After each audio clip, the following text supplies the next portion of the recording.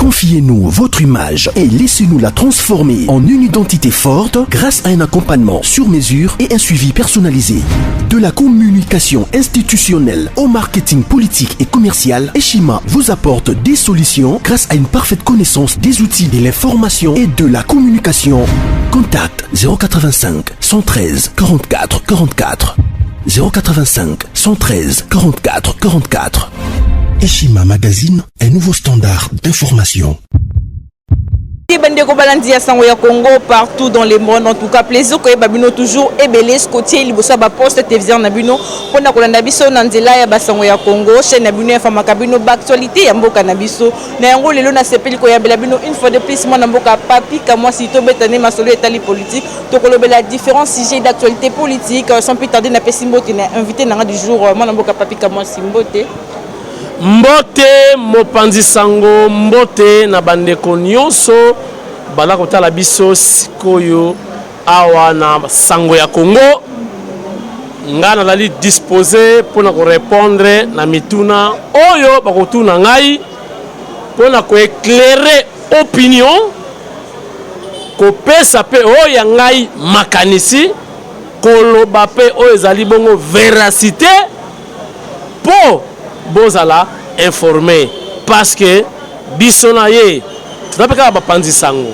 informer c'est notre devoir donc boda kozwa information na émission lelo moi na mboka papi ka moi si vraiment tous voyons nos réactions par rapport à la prestation ya ba juge ya cour constitutionnelle les gars qui mkola lobby devant le chef de l'État puis majorité populaire en tout cas réaction des années comme on a malgré ba partenaire na bino FCC ba loba qui trop mais à fin de compte moi ni vraiment prestation et salema qui réaction des années oh maboko na peuple congolais nde a voté ba député peuple congolais muta votaka chef de l'État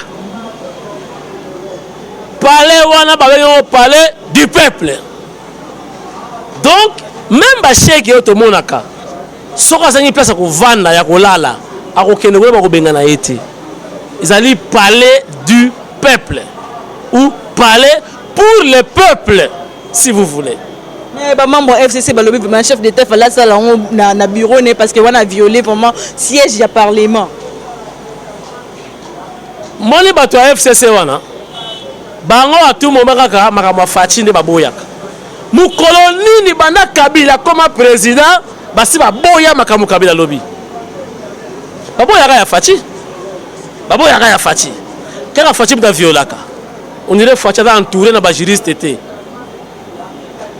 Bango Kabila violaka te makamu nyonso bango kaka ndiyo kiongozi bango basi baboya makamu Kabila lobby so lobby 5h kingakati ba mususu ba ntedi code obi tedi code nini oh masebe c'est-à-dire sokolité mais faut comme avant wana pas na bango c'est logique mais ya fatika ka violer banda fatia banda pour critiquer ye pour minimi atala libala ngo atoli ngaki moi c'est qu'on a bar on minimisera moi on a mis sur bateau mais moi c'est pas kotonda ti hein mukomo boswani yo ndumba nalinga on a barte na bara bitoko na wenza bayaka ah moi c'est pas azobate moi c'est pas kanisa kati balobaki on nzema franco hein dodo moi c'est azobate moi c'est pas kanisaka moi na mboka papi ka moi si surtout vraiment bolimi siponde na kati yo maloba OK maloba émission beba jamais beba donc ndenge za boye bango benga yo libala donc nakata libala fatine mwasi te bango nde mibali hein mais fati aza mwasi mais mwasi aza zoba te mwasi muto yeba ata mobala lalaka hein ta mobala sisi ba énergie likolo ya mwasi nde alemba kati mwasi alali mobala alali nde mwasi otala eti so mwasi akosala ba filmer tout pendant que olali sextape nalobi tout sauf rien pendant que olali routi musala uzaya kolemba oyepe boye obandi masolo mera pikla ti yo vide kaka tangu yo kolala ne mwasi akomotala oti tangu basalaki mwasi balalisaki mobali ti balongoli ye bakote basali mwasi abimiti awatala mobali nano ya kolala okeba na mwasi donc mwasi yango bofingaka ye chaque jour akipaka te atalaka atondi bango nanu bakritika Kabila te ata Kabila bibisi mupepe kiongozi mupepe ko bien solo kitoko bakipaka te mais ya Faci te Faci ata asali malamu mpona bango mabe batikala kokumisa ye te à peine bango tya bafoto na ye na bamire na bango na babiro biloko tya te ezalaki difficile alors biso tokokipe bango te article 10 ya constitution nde esika UDPS Faci adiembeli bakomplete serment epai ya chef de l'état ye nde le garant de la nation le garant de bon fonctionnement ya bainstitution nde chef de l'état Mabunda ya aya te Tambwe Mambo aya te bango bazaka bafigurant siko baye te vraiment pour anine batie kitotiti na suka liboso komo na ye anaconda ya koya te mpo alataka basapatu ya bana mibali anaconda Saline Mabunda anaconda nalobi anaconda oyo ya liboso anaconda ayaka munene te basapatu alataka bamokase ya bana mibali ayaki te parce que alinga alata mobali na yebisi ye mais sapato oyo ya bana mibali oyokisanga soni olati yango mpe trop leta koluka bachange basapatu concordance bilamba erekoki oyo mosusu tumba zazu Alexis Tambwema ye sikoyo asa koma koko suki nyonso ekoma pembe yombo sikoyo abosanaki 2 jours atiaki yombo te oyo ya libango banikaka wana sikoyo suki ekomangi pembe bayebisi eke ozokende paye du peuple suki esi ekomi pembe leta baluka ata super black po yombo wana bake koluka na zigida eza te ereleki me oyo mosusu wana pepe lukambalos chef du gouvernement ye aye te surtout absence vraiment ya ministre ya premier ministre vraiment parce que ye chef na ye vraiment ezali vraiment chef ne direct ezali chef de l'état non chef ne direct ya chef de l'état te chef na ye direct ezali Chine Rambo ya Chine donc ya za premier ministre ya Chine ya Chine ko po Rambo Chine ayebisaki aya te yango aye te mpo soki babisaki 5h kinga kati yango lango na 4h45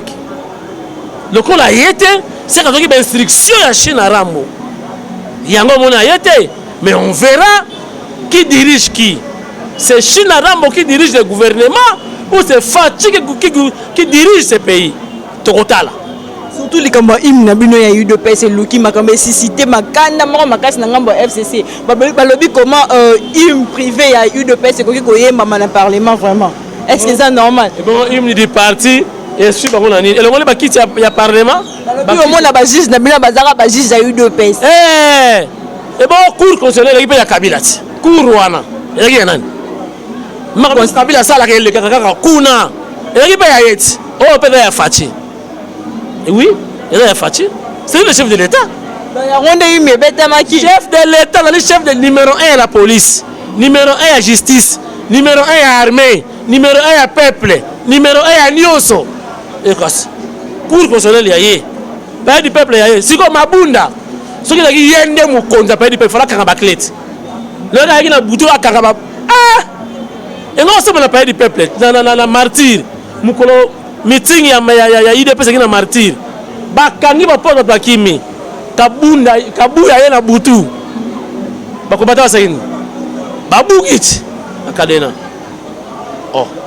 martyr ya Faci pays du peuple ya Faci bafongoli peuple mutu ayembi hymne du parti peuple jusqu'au robot ya peuple ndenge nini mwana mboka ngo ikasanza lobi vraiment dérive ekoti na mboka ye kuta lobelo kote ngo ikasanza wana lauti mbushimaya bolinga te aloba makambo wa moti basensiblement se permettre koloba na population soki bovote Kabila te bokomela mai ya pilipili nauti na mbushimaya ah boniko je viens de là yo na information te j'ai fait 10 jours en Mbushimaya nauti na miba Faci asomisi miba ezongi ya mais tel régime à Kabila bazui miba babomi miba pour pas faire souffrir bakata baluba bakasaye kedi ngoli ba osenga mbongo na kasaye ko yoka mawa pauvreté za kuna banzele bukana ah je viens de là na ko bimisa baka mebele mabe awa mais ko ikasa ndoza na pona ko réclamer ka ko école ne asa na auti kuna na mbeti ne ya auti na kasaye loko ezate na kasaye alors ko imposer ba omoni ba Rwanda ba yaki na deux politiques ba avec parti ba kasa ki DPS bazu ba luba ebele ko ba luba binga ba traître bitumbe entre bango entre les baluba bazu baluba ebele azu ba combattre bande bango baluba jalousie moko interne bati bala bango ikasa baza ebele au Kabila soki pour ba combattre bande bango baluba non ce n'est pas bien faut pas changer ce n'est pas bien comme ça na uti na Mbujimai Ngoïka Sanzi n'a pas droit de parler je viens de là la précarité intense na Kasai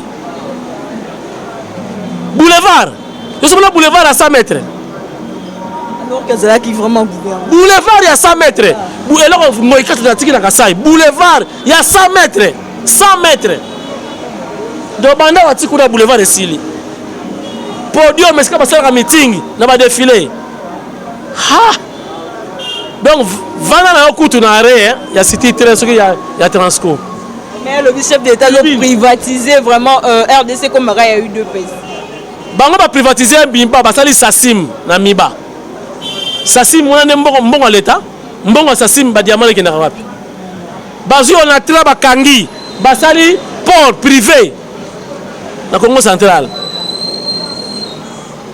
Kasamba la kisaka biso ba métro awa na campagne na ba immeuble milai na ba bateau de pêche otokolia ba mbisi awa ezapi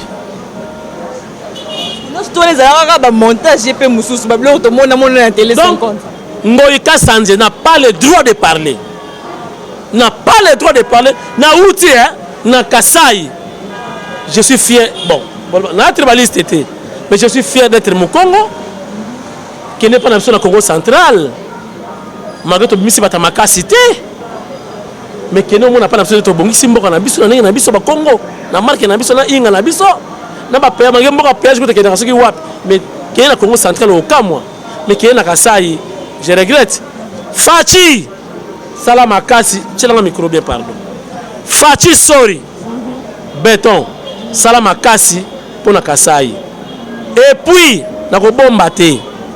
le gouverneur actuel qui est là Maweja ah Mawatro je vous dis sincèrement vérité les gars Nyoso Maweja c'est déshabiller Saint-Paul et déshabiller Saint-Pierre pour habiller Saint-Paul bakasa ba comme le niveau ba chabitunga bazong sambongo oyo Maweja pesa na Tshisekedi imaginez oh là là oui ça c'est je viens de là vérité la vérité il y a rien Maweja balobi ke maman Marthe doit protéger maman Marthe wa maman na biso oyebi ke otindika mutazo loba bosa wana makasi pona Maweja c'est non trop vraiment mon mboka papi ka moi si tozongela ma prestation bongo to yoki bongo homme moko armé na kati ya cérémonie ya bonga ki koluka nini vraiment comme subuli ya ko benga nini majorité populaire mais même sous na ba insécurité na kati ya palais du peuple bitumbeza déjà babana par insulter le chef de l'état l'humilier et tout devant tout le monde ba moni kedo simbate avec quoi avancer et comme isuko ya nzoto comme ya nzoto en fait na akize mutute mais t'as le comportement na bango et zo la ki sake balingi fatité siko balingi ba attaquer physiquement bon mokonzi ya mboka azana problème na mutute azana problème na nzala na ba emploi pour bana Congo ba se retrouver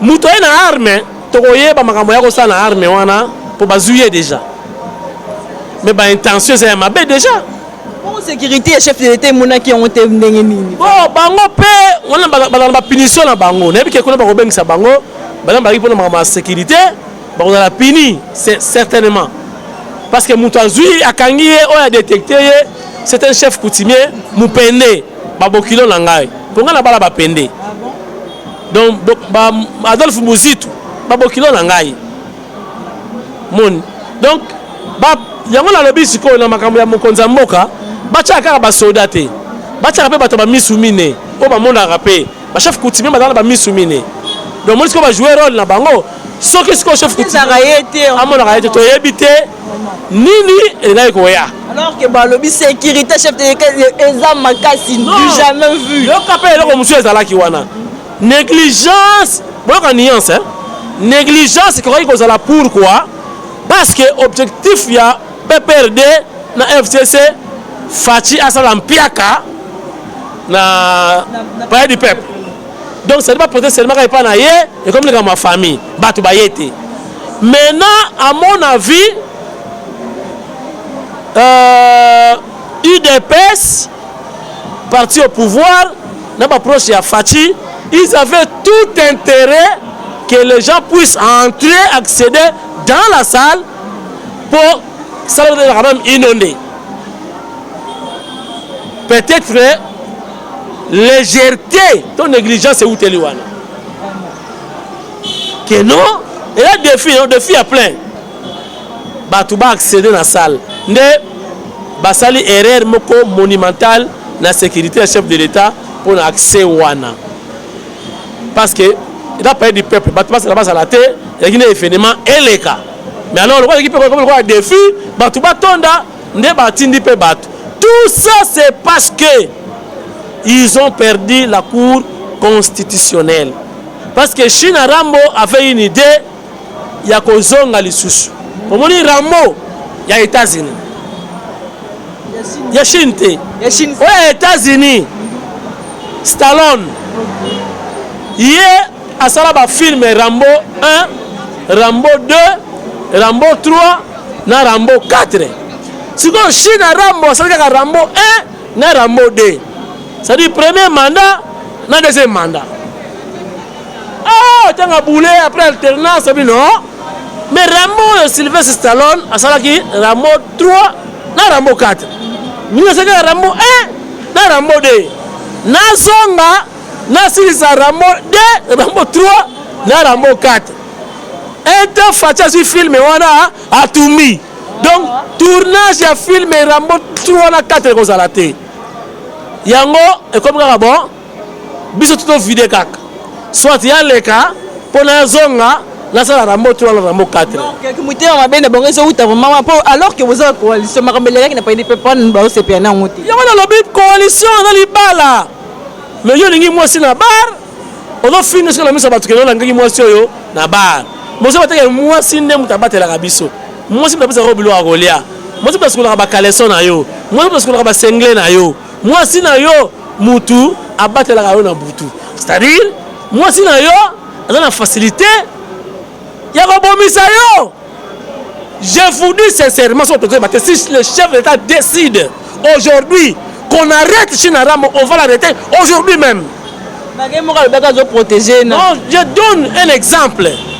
Je dis bien si le chef de l'État décide aujourd'hui qu'on arrête China Rambo, ça va se faire aujourd'hui même.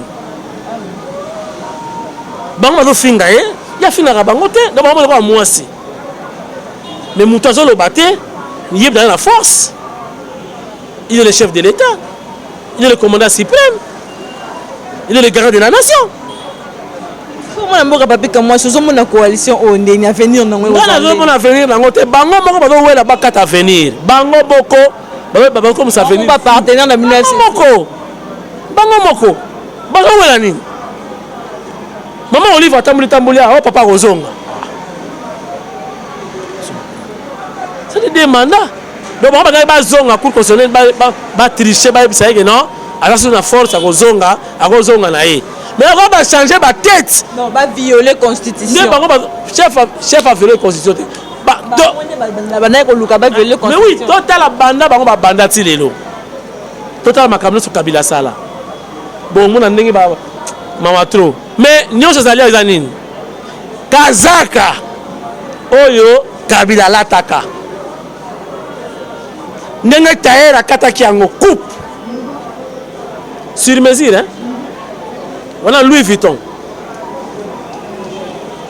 ne yango Fachi ye kolata même taille baza Fachi yo oza bunene olekisi na rambo na masse Fachi alobi nakolata kaka veste wana yango nakolata omoni bataya constitution sur mesure pour Chinarambo aoumela araignée mais Fachi aye babongisi yango te kazaka oleka Fachi alokotisa maboko oza munene oza na mafuta ekokota kaka ozomona tokotya huile de frein tosi elumuka kazaka wana ekoka Fachi nde bango sikoyo bakomona pourquoi araignée lokola Chinarambo pasi yango wana mais balinga te nzela ekomi musika déjà et puis tozozela nde décision ya mokonzi lobi je crois monsieur eleka lelo hein? Oui, vraiment eleka lelo mais conseil des ministres lobi ekozala te lobi chef de l'état faut s'adresser na nation idée no ekozala ne chef de l'état tokozela nini na makambo ya koloba bon soki bango bato diriger ilukamba lokola ye aza mutu makasi lobi sikoyo ya sasa conseil des ministres oh on déjà boyango ekozala bana Congo bango bazolasa bango nde bayaki te bon lobby chef de l'état lobby conseil des ministres ezate mais il y a un chef du gouvernement qui est le premier ministre sikoyo le premier ministre a convoqué conseil des ministres total lobby ya salisa vraiment donc chef de ministre Ilukamba yende mtasalisa conseil des ministres approuvé biso que c'est lui qui commande c'est lui qui dirige azo instruction kingakati lobby ça c'est conseil des ministres total siko siko c'est vraiment ni na message pas la majorité dans le gouvernement tout comme la majorité dans le parlement lobby va passer instruction ba yate le $300 parce que bon ma poche ba yate lobby peut-être c'est la Ilukamba qui sont baisse bazaki ba $300 Ilukamba ayebi s'appelle lobby que non bah ça c'est conseil des ministres le la majorité bango ba siéger chef de l'état boy sur côté de la nina makama chef de l'état koloba nga nazo lota bandoto nazo bona Lukamba zo longo ko la sanctionner nazo na secret chef de l'état té mais en tout cas c'est logique qu'il soit sanctionné. Il a refusé l'invitation du chef de l'état, il a saboté l'invitation du chef de l'état, il a piétiné la présence du chef de l'état. Bref, Ilukamba lobby a commis son maire local à Kalev. Nam la lobby. Fachi pa ebisinga et le côté. Parce que le chef de l'État n'est pas notre ami. Il est le garant de la nation. Je suis en train de réfléchir. Bon, nous avons la prophète, et ce que Salamine Dengiwana.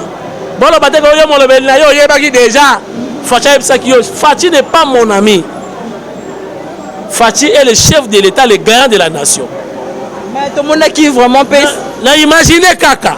N'a imaginé chômage à Lukamba lobby. Selon moi.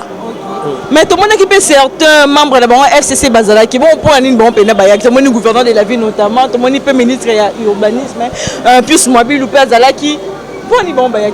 Mais balongwe na mitambu ya Rwandais. Maman, Rwandais banda baya awa.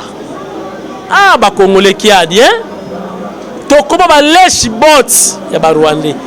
Même à l'époque à Kabila, pose au bon poste. Faut que Nzela Zamba que mon Rwanda au Soroli va passer instruction au comme ministre. Comment tu perds tes dignités na biso boy ba Congolais? Donc tu as prêt, moi tu as boy. Il y a des Congolais basa prêt, Rwandais pena ke na WC. Aibisi yo avant ma ministre les gars koto ya ko bongisa. Ayepe pangu si Rwandais sokoti. Akomi. Je vous dis. Conséquenté. Et ça réalité, c'est-à-dire c'est l'humiliation. Donc likolo ya kotonga ndaku ya niveau moko na Prado okende kolongola penza Rwandais ni ekese na Sokoti. Donc ba Congolais na yebité to perdre dignité na biso to perdre Ruberwa alors ko tia Rwandais na la délégation ya ba Congolais na ba officier. Vraiment nous sommes comment nous autres comme le niveau nini biso ba Congolais. Hein? Puisqu'on continue à dossier. Na ba veste minene ayi ba kutata taérité. Donc OK, quand on a namutane na veste de comment tiawa, bozo la na payer.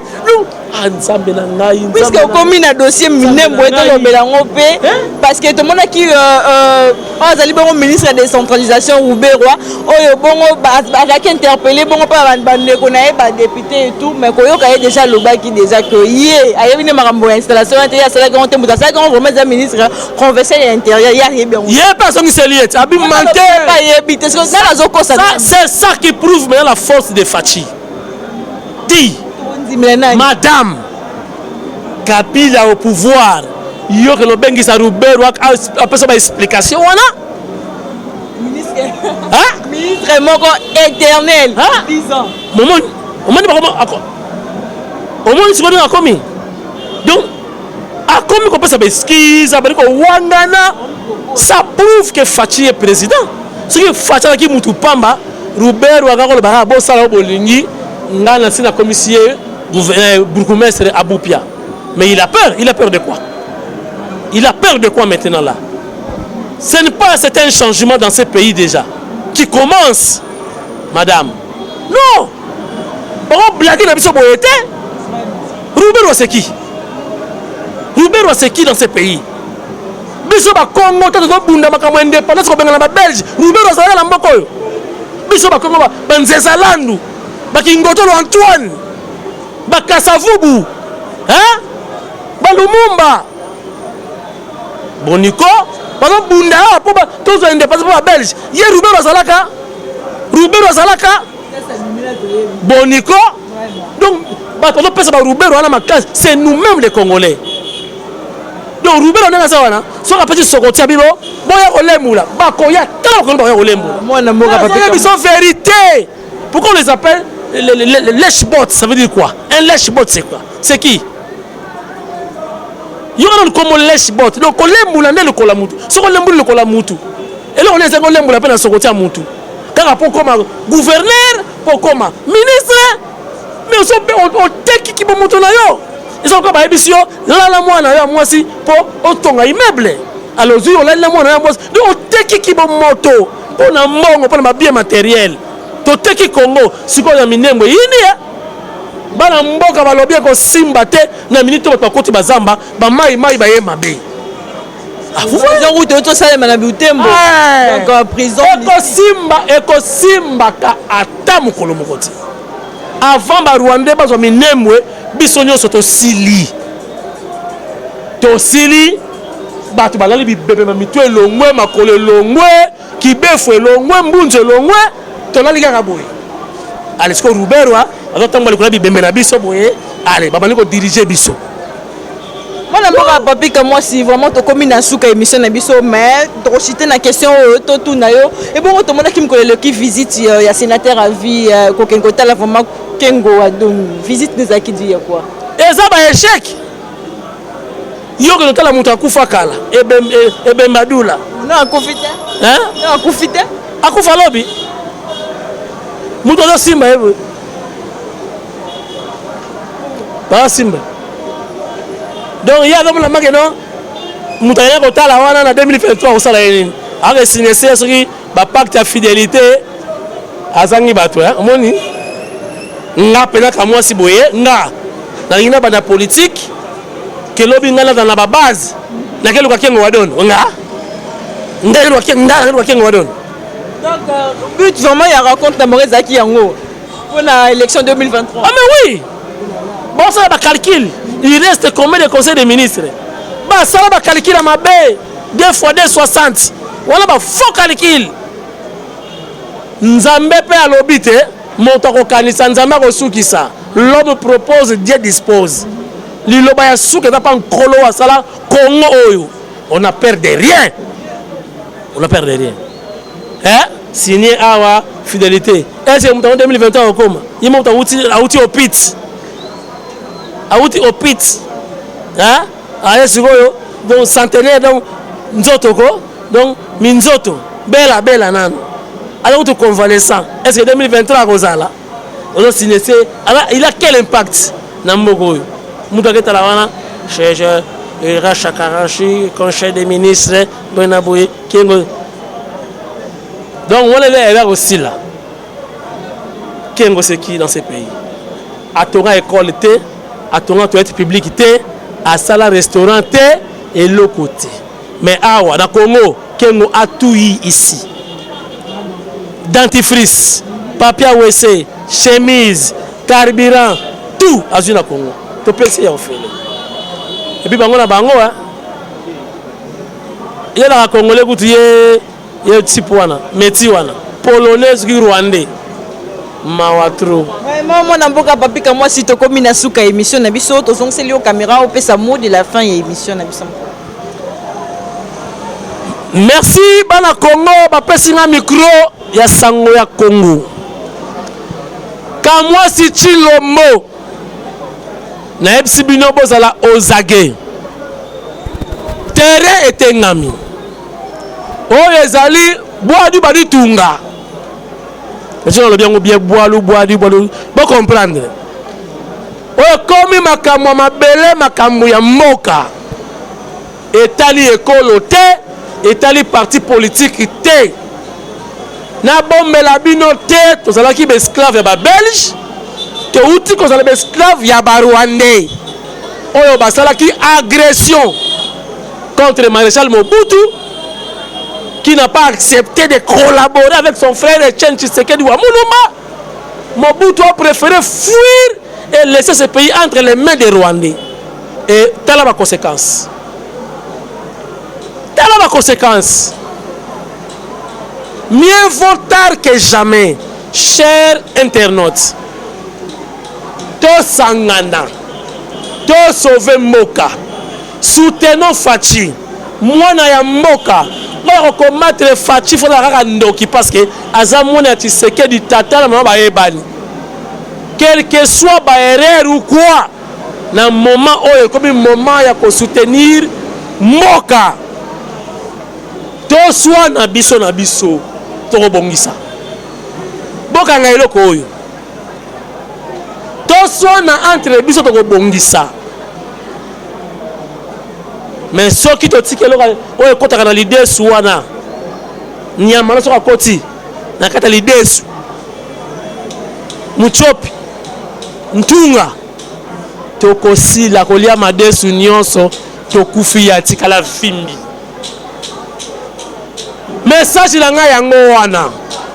Olinga Kamwasi, Olinga Yete, Olinga Fachi, Olinga Yete, Oyo communique Mouya Mboka, na ebisi bino vérité. Bomoni Roubert babani ko wangana. Et l'axi force to comme quand même la moi dignité. Et comme ozonga, soko to ki faible. Roubert ngako lima nyonso asali muto ko sala yelo ko azate. Donc ndenge bani ko wangana. Et là muto ayibaki azo wangana la police, c'est que la police est la forte qu'est. C'est la même chose. Donc nous sommes une force déjà devant le Rwandais. Chers internautes, tous se soutenir mutuellement. Awa makamba fache za soute, awa makamba fula le zate, et comme il kamba mboka likamwa mabele, on doit sauver ce pays. Derrière Félix Tshisekedi Tshilombo qui est le chef de l'État. Mwana ya Tshisekedi. To tshana bato libanda, toko sola entre biso. Merci beaucoup. Vraiment, matondo mingi mwana mboka papi ka moi si pour la disponibilité na yo. Merci Nabino Pen, nos très chers internautes de partout. Merci de nous avoir suivis. Nous sommes vraiment à la fin de cette très belle émission. C'était monsieur Papi Kamwasi. Il est journaliste et analyste. Merci de nous avoir suivis. Restez branchés sur notre chaîne YouTube Rimer de Kinshasa. Merci à Chilombo Arnold qui était derrière la caméra. On se retrouve très prochainement.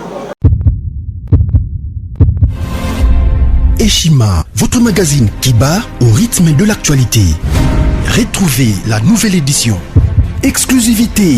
Alors que la RDC sort progressivement la tête de l'eau après la crise sanitaire Covid-19 ayant fragilisé les économies du monde, Eshima Magazine présente à la une de sa 15e édition la ministre de l'économie nationale, Akasia Bandou Bola, présente son bilan depuis sa prise de fonction. Relance économique, Acacia Bandou Bolambongo donne des signaux forts. Baisse des prix des produits pétroliers, maîtrise des prix des denrées alimentaires pendant des temps forts, organisation des marchés populaires afin de soulager les paniers de la ménagère en période de Covid-19, une franche collaboration avec les opérateurs économiques et dotation en équipement de son administration, la ministre de l'économie nationale affiche un bilan éclatant de sa première année de gestion de ses très stratégiques portefeuilles. Et Shima Magazine revient sur chaque étape de la vie de la Margaret Thatcher congolaise. Focus. Agnès Moide et la CNSS interpellent les employeurs sur les avantages de l'utilisation de la télédéclaration. Payer l'impôt est un devoir civique. Barnabé Mwakadi Mwamba, directeur général de la DGI, sensibilise les assujettis. Découverte. Jerry Biangani Tampo, l'homme derrière la renommée de l'université chrétienne Cardinal Malula. Dossier Eshima, contentieux électoraux de la poudre aux yeux. Économie, les scandales financiers ont la peau dure en RDC. Interview, Ted Belechai Kassanda, secrétaire exécutif national de la Ligue des jeunes de l'UDPS. Bras de fer entre la CPI et les USA. Fatou Bensouda défie Donald Trump. Retrouvez l'intégralité du magazine Eshima dans les kiosques. Eshima Magazine, un nouveau standard d'information.